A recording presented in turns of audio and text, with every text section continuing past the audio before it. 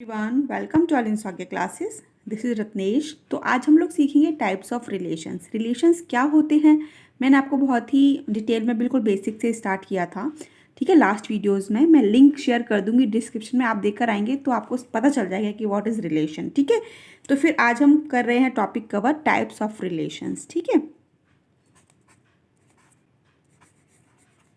Types of relation.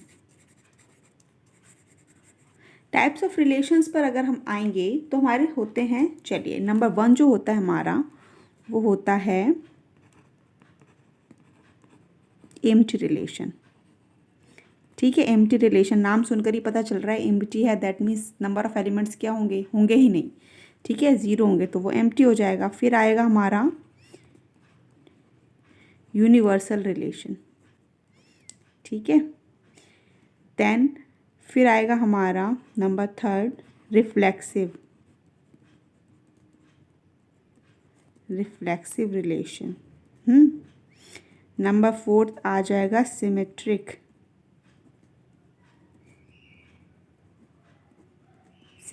Relation. ठीक है, number 5 आ जाएगा ट्रांजिटिव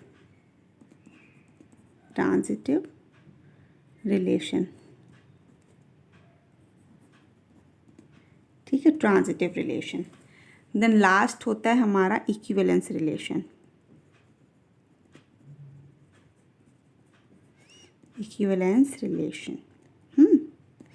देखो अभी तो मैंने लिख दिया टाइप्स ऑफ रिलेशंस। ठीक है, एम्प्टी रिलेशंस और यूनिवर्सल रिलेशंस को आज हम समझेंगे आज की वीडियो में।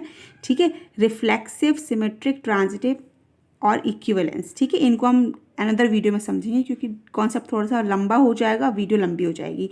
तो पहले मैं आज इन दोनों को समझाऊंगी, देन फिर नेक्स्ट वीडियो में इन तीनों को समझाऊंगी। तीनों मतलब तीनों क्यों बोला मैंने, 3 इसलिए बोला बच्चों क्योंकि रिफ्लेक्सिव, सिमेट्रिक, ट्रांजिटिव, अगर कोई भी रिलेशन इन तीनों कंडीशंस को फुलफिल करता है ना तो वो क्या हो जाता है, हमारा इक्विवेलेंस रिलेशन हो जाता है। ठीक है, अगर कोई भी रिलेशन रिफ्लेक्सिव भी होगा, सिमेट्रिक भी होगा, ट्रांजिटिव भी होगा, देन फिर हम उसको क्या बोलते हैं, इक्विवेलेंस रिलेशन बोलते हैं। ठीक है, तो ये चारों कॉन्सेप्ट एक में ही आ जाएंगे, हम इसको कर लेंगे। समटाइम्स हम क्या बोलते हैं, एम्प्टी रिलेशन को हम क्या बोलते हैं, ट्रिवियल रिलेशन। ठीक है, और ट्रिवियल रिलेशन। ठीक है, तो कंफ्यूज नहीं होना, इसको भी हम समटाइम ट्रिवियल रिलेशन बोलते हैं।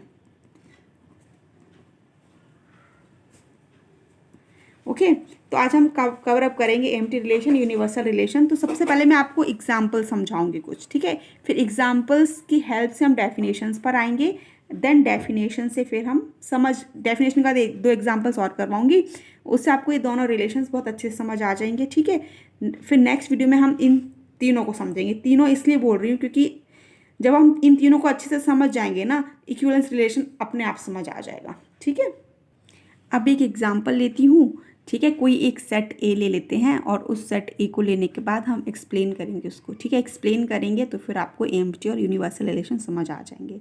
ठीक है, सपोज दैट मैंने कोई एक सेट ले लिया ए।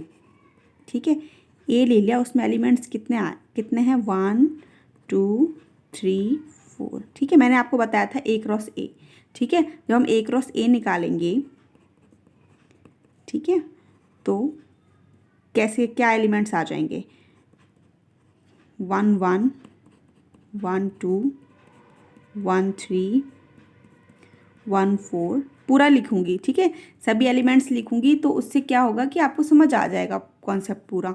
वैसे आपको ये कार्शन प्रोडक्ट तो निकालना आता ही होगा ना। अब क्या आएगा, अब आएगा 2 1 2 2 2 3 2 4। फिर आएगा हमारा, चलो यहाँ लिख लेते हैं, 3 1 3 2 3 3 3 4, then 4 1 4 2 4 3 एंड 4 4। ठीक है, ये हमने ए क्रॉस ए ले लिया। अब हमने कोई रिलेशन डिफाइन किया। ठीक है, कार्टेशियन प्रोडक्ट करते हैं। कार्टेशियन प्रोडक्ट रिलेशन क्या होता है, सबसेट होता है ना कार्टेशियन प्रोडक्ट ए क्रॉस ए का। ठीक है, तो हमने कोई रिलेशन डिफाइन कर लिया, हमने रिलेशन R1 ले लिया। ठीक है, रिलेशन डिफाइन किया है, क्या किया है कि हमारे पास ऑर्डर पेयर जो आएंगे ए कॉमा बी टाइप्स के आएंगे। ठीक है, where A minus B is equal to क्या होगा, 10। ठीक है, ए एंड बी कहाँ से बिलोंग करेंगे, सेट ए से ही बिलोंग करेंगे। ठीक है, ये हमने रिलेशन डिफाइन कर लिया R1। जब हमने R1 डिफाइन किया, अब हम देखते हैं कि इस रिलेशन R1 में हमारे पास कौन कौन से एलिमेंट्स आएंगे। ठीक है, एलिमेंट्स मतलब ऑर्डर पेयर कैसा आएगा देख लेते हैं। सबसे पहले देखा मैंने क्या किया, 1 - 1 किया, 0 आ रहा है, 10 आ रहा है क्या, इक्वल टू 10 आ रहा है, नहीं आ रहा है। ये तो बिल्कुल इन जनरल बात है कि अगर आप A - B ऐसे ऑर्डर पेयर्स दिख रहे हैं आपको कि A - B करेंगे तो 10 तो मिलेगा ही नहीं, बिल्कुल ही नहीं मिलेगा। ठीक है, चलिए मैं ये वाला ले लेती हूँ, 4 - 2 ले लिया, कितना मिला, 2 मिला, नॉट इक्वल टू 10, ये भी 10 नहीं है, लेकिन मिलना क्या चाहिए, 10 मिलना चाहिए, तभी हम ऑर्डर पेयर लेंगे। ठीक है, जब हम दो ऑर्डर पेयर्स एलिमेंट्स लेंगे, अगर उनका सब्ट्रैक्शन 10 के इक्वल आएगा तभी इस रिलेशन में आएंगे वो। ठीक है, तो दो, आप देखते ही पता चल रहा होगा, इसमें से कोई सा भी आप एलिमेंट ले लोगे ना, कोई भी इक्वल टू 10 के नहीं आएगा, A - B इक्वल टू 10 नहीं आएगा। ठीक है, 2 - 3 ले लिया, 2 - 3 ले लिया, -1 आया, not equal to 10, not equal to 10, समझ गए ना। तो यहाँ पर क्या आएगा हमारा, यहाँ पर आएगा 5 आ जाएगा, कोई एलिमेंट है ही नहीं इस ऑर्डर पेयर, इस वाले सेट में जो R1 का सेट बनेगा हमारा ऑर्डर पेयर्स का, उसमें एक भी ऑर्डर पेयर नहीं आएगा। क्यों, क्योंकि कंडीशन ही फुलफिल नहीं हो रही है। कंडीशन फुलफिल नहीं हो रही है तो क्या आ गया, 5 आ गया। 5 क्या होता है हमारा, 5 हो गया, एम्प्टी रिलेशन आ गया ना, देयरफॉर R1 इज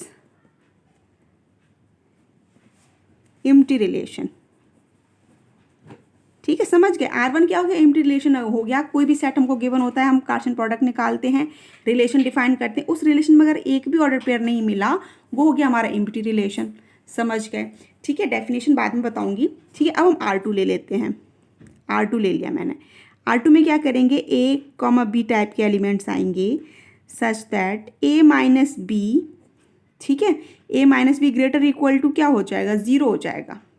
ठीक है, हियर A एंड B कहाँ से बिलोंग करेंगे, सेट A से बिलोंग करेंगे। ठीक है, A - B greater equal to 0 आ जाएगा। ठीक है,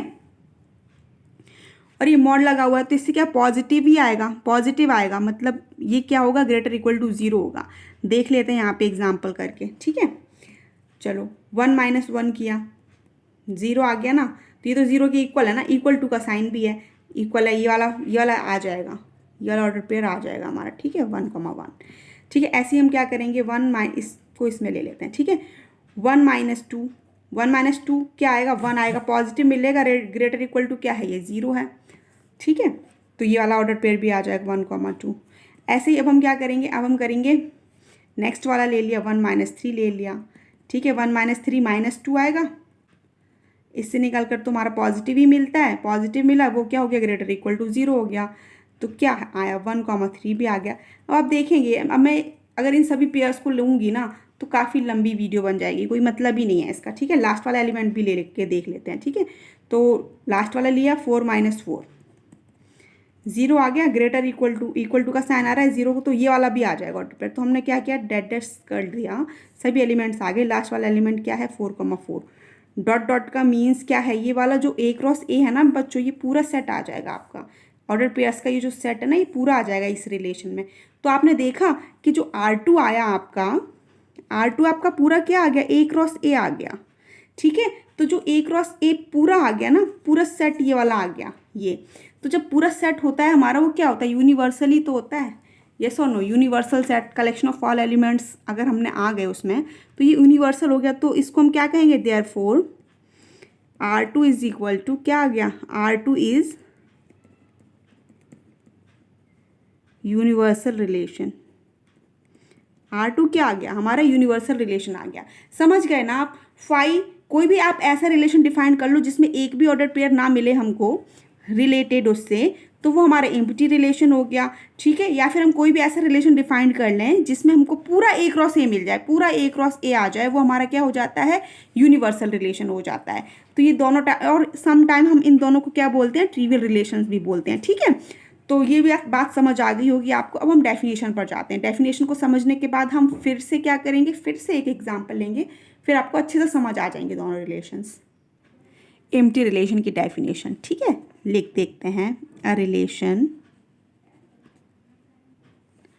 are in a set A is called empty relation if no element of A is related to any element of A, that is क्या आ जाएगा, that is आ जाएगा R इज इक्वल टू 5। अभी हमने देखा था R इज इक्वल टू 5 आ गया। 5 भी क्या होता है, 5 भी आपका सबसेट ही तो होता है, किसका, A क्रॉस A का। ठीक है, अगर इन जनरल हम समझें, इन जनरल हमने सेट्स पढ़ा था, सेट्स बहुत अच्छे से समझ आ गया होगा। ठीक है, हमने सेट पढ़ा था, कोई भी सेट होता है हमारा A। ठीक है, अभी इन जनरल बता रही हूँ 1 2 3, कोई सेट A है। ठीक है, तो हमने देखा था सबसेट्स की अगर बात करते थे ना, सबसेट्स ऑफ A की बात करते थे, तो हमको बहुत अच्छे से पता है कि सेट इटसेल्फ भी आता था सबसेट में। ठीक है, और 5 भी आता था। बाकी के सबसेट्स तो ये सिंगलटन आएंगे। ठीक है, फिर 2 एलिमेंट्स आएंगे, फिर सेट इटसेल्फ आ जाता था, 5 तो आता ही था। तो हमको बहुत अच्छे से पता है कि सबसेट्स में सेट इटसेल्फ आएगा और 5 तो आएगा ही आएगा। ठीक है, और भी आएंगे सेट्स, वो मैं सारे नहीं लिख रही हूँ। ठीक है, लेकिन ये बात तो बहुत पक्की थी कि सेट इटसेल्फ आ जाता था, 5 आ जाता था। तो सेम यहाँ पर वही है। अगर हम कोई रिलेशन निकालें, रिलेशन भी क्या होता है, सबसेट होता है, किसका, A क्रॉस A का। ठीक है, रिलेशन भी क्या होता है, सबसेट होता है, किसका, A क्रॉस A का। तो ऑब्वियस है कि A क्रॉस A का अगर सबसेट है तो 5 तो होगा ही, एम्प्टी रिलेशन आएगा ही। ठीक है, तो एम्प्टी रिलेशन आ गया। ठीक है, एम्प्टी क्या होता है, सबसेट होता है A क्रॉस A का। ऐसे ही हमारा क्या आएगा, यूनिवर्सल भी आएगा। यूनिवर्सल मतलब पूरा A क्रॉस A, पूरा A क्रॉस A सेट आ जाएगा, तो वो हमारा क्या हो जाता है, यूनिवर्सल हो जाता है। ठीक है, इन जनरल भी समझ गए। चलो डेफिनेशन पर आते हैं। ठीक है, ये तो इन जनरल बताया था। एम्प्टी रिलेशन क्या है, a relation R in a set A, कोई भी सेट A होगा। ठीक है, इज कॉल्ड एम्प्टी रिलेशन, उसको हम एम्प्टी बोलेंगे if no element of A is related to any element of A। ठीक है, कोई भी एलिमेंट A रिलेटेड नहीं होगा किसी भी एलिमेंट A से। फॉर एग्जाम्पल, जैसे कि अभी हमने समझा था ना, हमारे पास क्या ऑर्डर पेयर थे, समथिंग ऐसे थे ना, 1 2 2 3 एंड सो ऑन, ऐसे थे ना, इस टाइप से ऑर्डर पेयर आएंगे। तो वो ये कह रहा है कि ये सभी एलिमेंट्स किसके हैं, A के ही तो एलिमेंट्स हैं। अगर मैं बात करूँ तो ये एलिमेंट्स A के ही हैं। तो वो ये कह रहे हैं कि एक ऐसा रिलेशन डिफाइंड होता है जिसमें A का कोई भी एलिमेंट, ठीक है, if no element of A related to any element of A, ये भी A का एलिमेंट है, ये भी A का एलिमेंट है, तो no element of A related to any element of set A। ठीक है, कोई भी एलिमेंट हमारा रिलेट ही नहीं करेगा। तो जब कोई एलिमेंट रिलेट नहीं करेगा तो वो क्या आ जाएगा, 5 सेट 5 आ जाएगा। ठीक है, तो 5 एम्प्टी आ जाएगा। 5 मतलब एम्प्टी है तो एम्प्टी रिलेशन आ गया। अगर ऑर्डर्ड पेयर के फॉर्म में आ रहा है तो वो एम्प्टी रिलेशंस हो जाता है। ठीक है, अगर हमारे सिंपल सेट्स, सिंपल ऑब्जेक्ट क्या आते हैं, ऑब्जेक्ट्स आते हैं, तो वो हमारा क्या हो जाता है, सेट के फॉर्म में हो जाता है, एम्प्टी सेट हो जाता था। ठीक है, बट अभी बात रिलेशन की हो रही है तो हम रिलेशन ही समझ रहे हैं ना। तो ऑर्डर्ड पेयर, एक भी ऑर्डर्ड पेयर नहीं मिलेगा हमको A क्रॉस A में। ठीक है, तो वो हमारा एम्प्टी रिलेशन हो गया, समझ गए होंगे। ठीक है, चलिए अब आते हैं यूनिवर्सल रिलेशन पर। तो यूनिवर्सल रिलेशन समझेंगे। ठीक है, यूनिवर्सल रिलेशन समझने के लिए डेफिनेशन लिखेंगे। ठीक है, वैसे तो समझ ही गए होंगे आप लोग, लेकिन डेफिनेशंस के थ्रू भी समझेंगे। A relation R in a set A is called universal relation.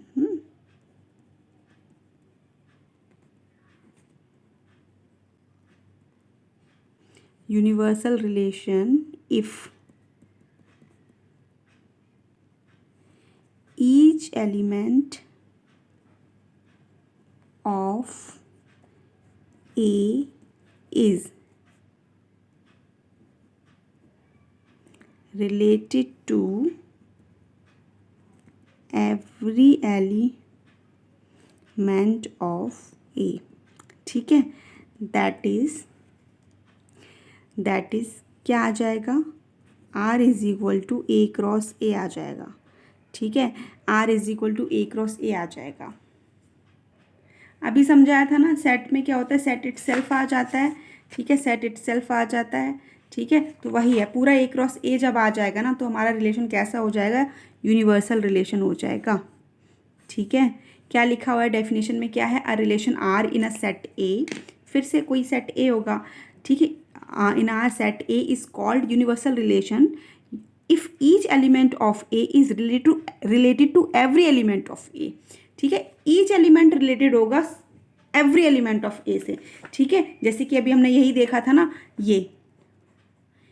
ये सभी एलिमेंट ए के ही हैं, और ये यहाँ भी अगर ऑर्डर पेयर भी लिखेंगे ना 1 2 1 1 3 2 एंड सो ऑन, ठीक है, तो वही कह रहा है कि ईच एलिमेंट ऑफ ए, ये भी एक ही एलिमेंट है, ये भी एक ही एलिमेंट है, each element of A related to every element of A. अगर किसी भी रिलेशन के थ्रू ये सभी एलिमेंट्स एक दूसरे से रिलेटेड हो जाते हैं तो वो हमारा क्या हो जाता है, यूनिवर्सल रिलेशन हो जाता है, ठीक है, मतलब पूरा ए क्रॉस ए आ जाएगा, वो होगा हमारा यूनिवर्सल रिलेशन, और एक भी एलिमेंट नहीं आएगा वो होगा हमारा एम्प्टी रिलेशन, ठीक है। चलिए with the help of example एक बार और समझते हैं, बिल्कुल समझ आ जाएगा।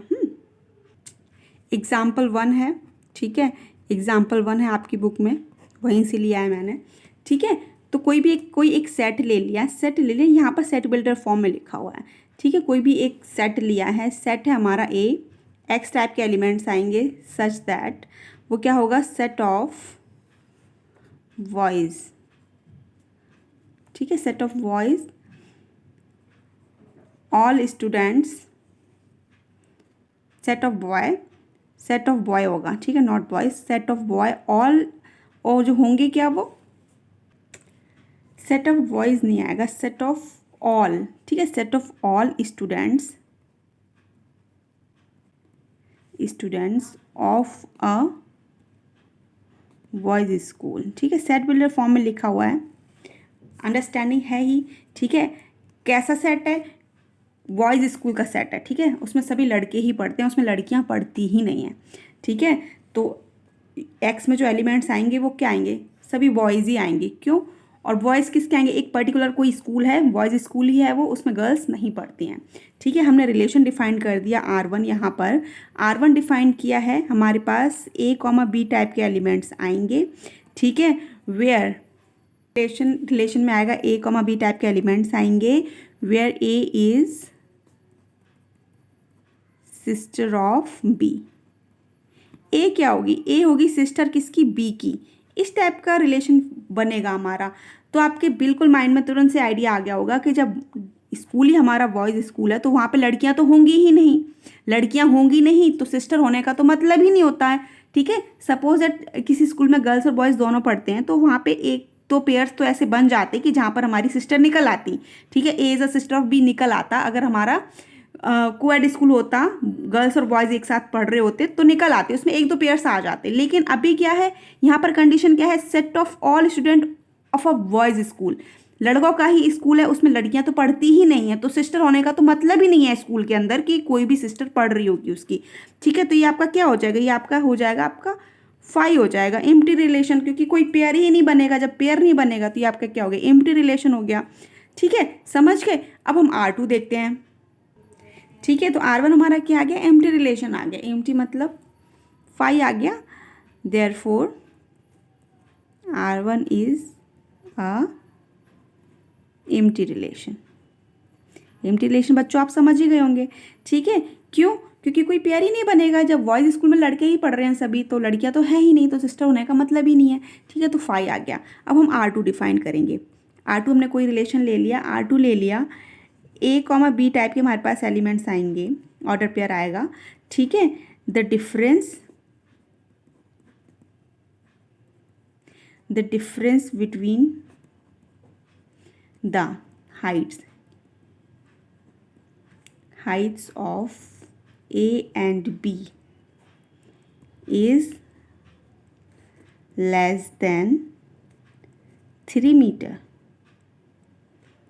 ठीक है, 3 मीटर्स, ये तो बिल्कुल अंडरस्टैंडिंग वाली बात है कि हाँ 3 मीटर से लेस होगी, कोई भी आप दो स्टूडेंट्स लोगे स्कूल के, कोई भी किसी को भी ले लो, ठीक है, स्कूल में सपोज दैट आपके, चलो मैं लेती हूँ कि 3 ही स्टूडेंट, 3 तो नहीं होते हैं, ठीक है, बहुत ज़्यादा स्टूडेंट्स होते हैं, लेकिन अगर with the help of example समझें, ठीक है, विद ऑफ एग्जाम्पल समझें, सपोज दैट सेट हमारा मतलब जो A क्रॉस A आया है वहाँ पर बॉयज़ हैं, ठीक है, बॉयज़ है, कोई भी सपोज दैट नाम ले लिया मैंने, एक ले लिया राम, श्याम, ठीक है, एक आ गया रवि, दूसरा ले लो, कुछ भी ले लो,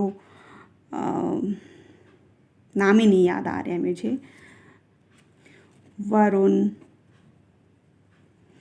ठीक है, एंड सो ऑन। इस टाइप से ऑर्डर्ड पेयर्स आएंगे। ठीक है, तो इन दोनों की हाइट्स का डिफरेंस हो सकता है इन दोनों की हाइट सेम हो।